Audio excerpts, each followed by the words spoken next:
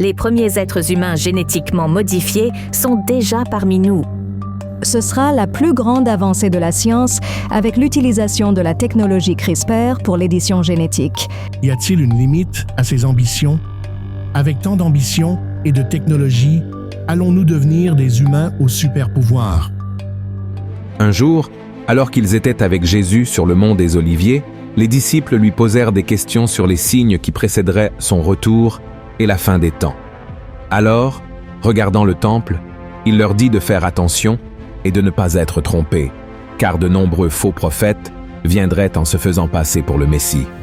Jésus dit que les signes de la fin des temps incluraient des rumeurs de guerre, un manque d'amour entre les gens, la famine, la persécution des chrétiens, la trahison, la haine et les catastrophes naturelles. Et ces révélations ont suscité la curiosité des disciples qui demandèrent à Jésus quand toutes ces choses arriveraient. Alors il répondit, « Ce qui suit, je veux lire pour vous ce qui est écrit dans Matthieu chapitre 24. Voici ce qu'il a dit. Pour ce qui est du jour et de l'heure, personne ne le sait, ni les anges des cieux, ni le Fils, mais le Père seul. Ce qui arriva du temps de Noé arrivera de même à l'avènement du Fils de l'homme. Car dans les jours qui précédèrent le déluge, les hommes mangeaient et buvaient, se mariaient et mariaient leurs enfants, jusqu'au jour où Noé entra dans l'arche.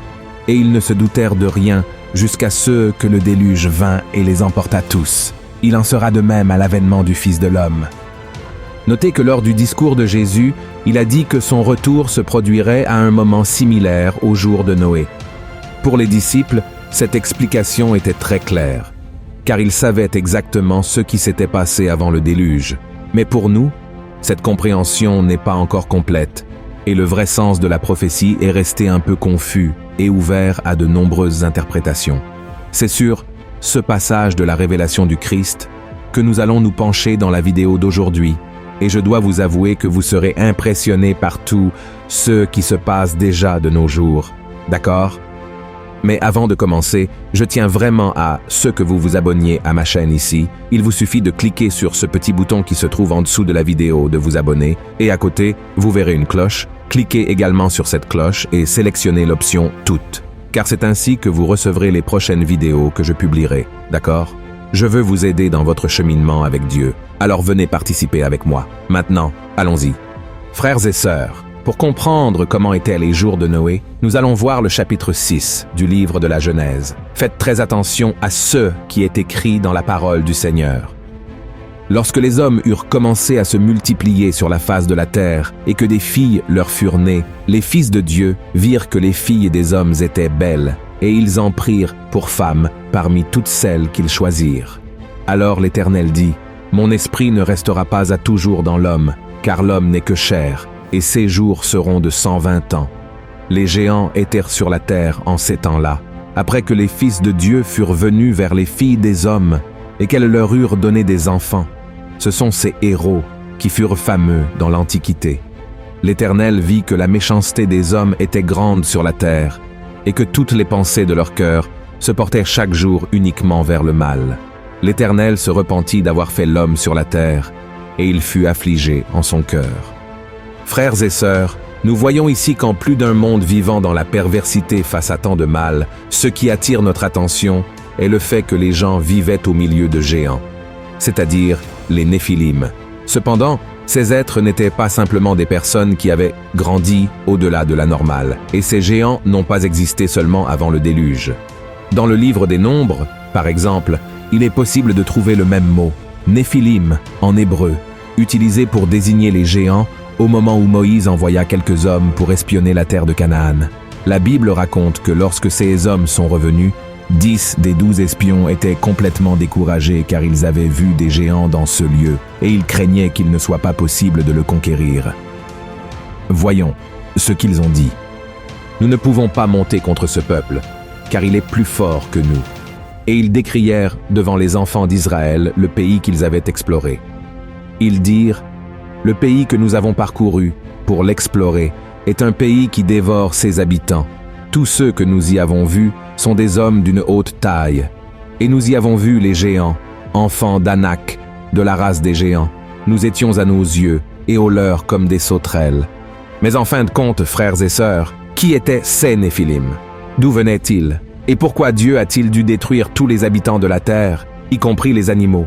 Une interprétation erronée de certains érudits affirme que les Néphilim étaient le fruit de la lignée divine de Seth, avec la lignée impie de son frère Caïn. Cependant, cela n'avait aucun sens, car il n'y avait aucune restriction de Dieu concernant le mariage entre des personnes de tribus différentes. Dieu n'a établi cette règle qu'après avoir conclu une alliance avec Abraham et l'avoir fait devenir le père de la nation qui allait amener le Messie dans le monde. Alors, qui étaient vraiment les Néphilim? La Bible dit que les fils de Dieu ont remarqué que les filles des hommes étaient belles. Ces fils de Dieu étaient en réalité des anges qui se sont rebellés contre le Seigneur et ont été expulsés du ciel. Je veux vous lire ce qu'il a écrit dans le chapitre 12 de l'Apocalypse. Faites attention. Et il y eut guerre dans le ciel. Michel et ses anges combattirent contre le dragon. Et le dragon et ses anges combattirent. Mais ils ne furent pas les plus forts. Et leur place ne fut plus trouvée dans le ciel. Et il fut précipité, le grand dragon, le serpent ancien, appelé le diable et Satan, celui qui séduit toute la terre. Il fut précipité sur la terre, et ses anges furent précipités avec lui. Regardez ceci, frères et sœurs. Certains de ces êtres célestes se sont alors matérialisés en corps humains et se sont mariés avec les femmes qu'ils ont choisies. Cependant, ce genre d'union a déplu à Dieu, car elle a désobéi à l'ordre selon lequel la femme devait se marier avec l'homme. De cette relation interdite sont nés ces êtres connus sous le nom d'hommes vaillants et cruels, qui ont rempli la terre de méchanceté. En abandonnant leur corps céleste et en adoptant la forme humaine, les anges déchus qui ont eu des relations avec les femmes ont été emprisonnés par Dieu en enfer. Voyez ce qui est écrit dans Jude, verset 6. Qu'il a réservé pour le jugement du grand jour, enchaînés éternellement par les ténèbres, les anges qui n'ont pas gardé leur dignité, mais qui ont abandonné leur propre demeure. Alors, mes frères, comme nous pouvons le voir, les Néphilim n'étaient ni des démons, ni des personnes qui pouvaient être rachetées de leurs péchés par le sang de Jésus. Non, ils étaient un mélange de ces êtres, ce qui peut être appelé scientifiquement des êtres génétiquement hybrides. Maintenant que vous avez compris qui étaient les Néphilim, revenons à cette prophétie où Jésus parle de la fin des temps, montrant qu'ils seraient comme les jours de Noé. La méchanceté qui a prévalu à cette époque avant le déluge est sur le point de revenir. Il vous suffit de regarder le paysage du monde actuel. La menace d'une guerre mondiale à tout moment, l'égoïsme, la méchanceté qui envahit l'être humain, sans parler de la faim, de la misère et des catastrophes naturelles qui s'intensifient chaque jour davantage. Et ce n'est pas tout. Les abominations génétiques qui ont poussé Dieu à décider de détruire l'humanité, et même les animaux, pourraient encore une fois revenir dans ce monde. J'ai fait une vidéo à ce sujet, et je mettrai le lien à la fin pour que vous puissiez la regarder, d'accord? Et tout comme par le passé, de gigantesques et monstrueux êtres pourraient envahir la terre, et tous ceux qui n'ont pas été enlevés par le Christ devront apprendre à vivre au milieu de ces créatures comme l'ont fait les gens à l'époque de Noé. Goliath et le roi Gog, le géant de Bazan, et les anciens habitants de la terre promise nous donnent une idée de la méchanceté que ces êtres du futur pourraient représenter. Tout comme les Néphilim de l'Ancien Testament, il ne fait aucun doute que ces géants n'auront aucun sentiment de miséricorde, de bonté et d'amour. Vous vous demandez peut-être maintenant comment ces êtres comme les Néphilim pourraient apparaître si les fils de Dieu qui ont eu des relations avec les femmes sont maintenant enchaînés en enfer. La réponse est à travers les laboratoires scientifiques, par le biais d'un mouvement appelé transhumanisme. Retenez bien ce nom. Selon les défenseurs de cette philosophie, le transhumanisme vise à améliorer la condition humaine en utilisant la biotechnologie, la nanotechnologie et la neurotechnologie pour augmenter les capacités cognitives et surmonter les limites physiques et psychologiques. Les scientifiques à la tête de ces projets croient qu'ils peuvent prendre le contrôle de la création humaine pour la transformer en une évolution dirigée et planifiée. Frères et sœurs, au sein de cette manipulation génétique, il serait par exemple possible de créer en laboratoire de nouveaux gènes qui modifieraient le code génétique pour être capable de bloquer la réplication des virus, rendant les cellules des êtres humains immunisées contre tout type d'attaque. La modification du génome pourrait même conduire à la création d'une nouvelle espèce biologique, c'est-à-dire un nouveau groupe d'êtres, les transhumains. Mais le grand problème des transhumains est que, n'ayant pas d'âme, leurs émotions et sentiments tels que le respect, la générosité et l'amour n'existeraient plus. Et vous savez ce qui est pire? Ces abominations génétiques commencent déjà à être créées. Dans divers laboratoires à travers le monde, des animaux tels que des rats, des moutons et des porcs reçoivent déjà aujourd'hui des cellules cérébrales, cardiaques et sanguines humaines.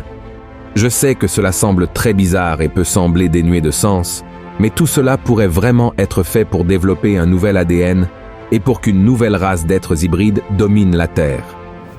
Et ce n'est pas tout, frères et sœurs. Certains affirment que les militaires des armées les plus puissantes du monde développent déjà une technologie pour créer un super soldat qui n'aura peur de rien et ne pourra être tué. Et ce n'est pas de la science-fiction, c'est un fait scientifique selon certains scientifiques chrétiens. Et pour eux, Hollywood nous préparerait déjà à accepter tout cela en créant des films et des séries qui exaltent les vampires, les zombies, les extraterrestres et toutes sortes d'êtres non humains. Vous pourriez penser que tout cela n'est que du sensationnalisme, que ce message vise simplement à semer la peur, l'inquiétude et l'anxiété chez les gens. Mais, frères et sœurs, c'est très sérieux. Satan est bien plus sage que l'homme et il peut effectivement amener la communauté scientifique à créer ces géants dans un avenir beaucoup plus proche que nous ne l'imaginons. Nous savons que Satan n'agit qu'avec la permission de Dieu, mais la Bible elle-même montre que le monde entier est déjà sous le pouvoir du malin et que le diable est le prince de ce lieu. De plus, Jésus a dit que pendant le règne de l'Antéchrist, tout l'univers sera bouleversé et il y aura un chaos comme jamais auparavant dans toute l'histoire de l'humanité. C'est pourquoi, mes frères et sœurs, l'intention de cette vidéo n'est pas de semer la peur ou l'anxiété chez quiconque. Ce que je veux, c'est vous alerter sur les signes que nous vivons aujourd'hui et sur le fait que nous devons être prêts pour le retour de Jésus. Amen. Voyez ce que l'apôtre Pierre a dit. « Puisque donc toutes ces choses doivent se dissoudre, quelles ne doivent pas être la sainteté de votre conduite et votre piété, tandis que vous attendez et hâtez l'avènement du jour de Dieu, à cause duquel les cieux enflammés se dissoudront et les éléments embrasés se fondront. Mais nous attendons, selon sa promesse, de nouveaux cieux et une nouvelle terre, où la justice habitera. C'est pourquoi, bien-aimés, en attendant ces choses, appliquez-vous à être trouvés par lui sans tache et irrépréhensibles dans la paix. Amen.